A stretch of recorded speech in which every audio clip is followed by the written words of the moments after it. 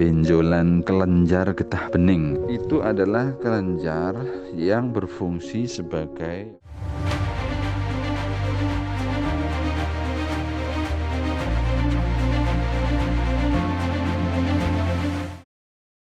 benjolan di leher, kemudian disebut sebagai limfadenopati. Jadi benjolan yang berada di kanan kiri, biasanya mulainya di bawah telinga, memanjang ke bawah sampai ke arah tulang selangka. Disitulah sebetulnya letak kelenjar getah bening, atau dalam bahasa kedokterannya adalah limfonodi. Itu adalah kelenjar yang berfungsi sebagai pertahanan tubuh, atau kalau mau disebut dengan istilah medis ya namanya sistema retikuloendotelial. Jadi memang tubuh ini memiliki mekanisme pertahanan. Jadi kalau ada serangan dari luar, maka dia mengerahkan sel-selnya untuk menghadapi serangan tersebut ya. Nah, reaksi mengerahkan sel-sel itu biasanya ditandai dengan membesarnya kelenjar tersebut. Jadi kalau dalam kondisi normal, nodus limfatikus ya, atau limfonodi tadi, kelenjar getah bening itu dalam keadaan normal itu tidak bisa diraba.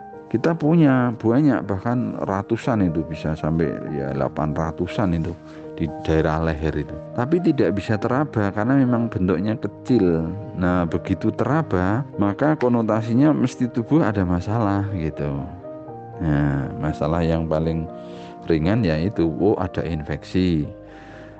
Contoh misalnya orang sariawan, itu kan juga infeksi, ada luka di rongga mulut, itu nanti bisa salah satu kelenjar getah beningnya membesar, jadi bisa diraba. Bahkan sekedar kayak jerawat yang terjadi infeksi, itu juga bisa membuat kelenjar getah beningnya membesar.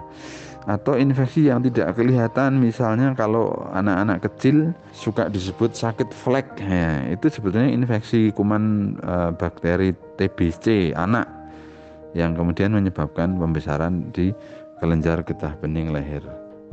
Sejauh itu penyebabnya adalah kuman kemudian menginfeksi tubuh, maka obat-obatan akan bisa membantu penyembuhannya, karena kemudian infeksinya dilawan dengan antibiotik, peradangannya atau pembengkaannya itu dilawan dengan obat anti radang, ya nanti sembuh.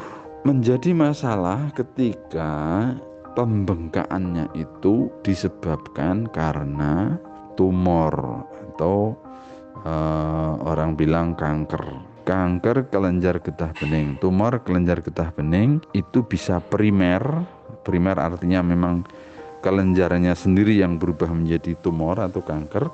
Bisa sekunder artinya ada tumor atau kanker di daerah lain, misalnya di paru-paru, di kelenjar air ludah ya, atau di daerah kulit kepala, atau di rahang ya, ada kanker di sana, kemudian numbuh di kelenjar getah bening leher. Nah, kalau seperti ini penanganannya jelas harus penanganan terhadap kankernya, terhadap tumornya itu.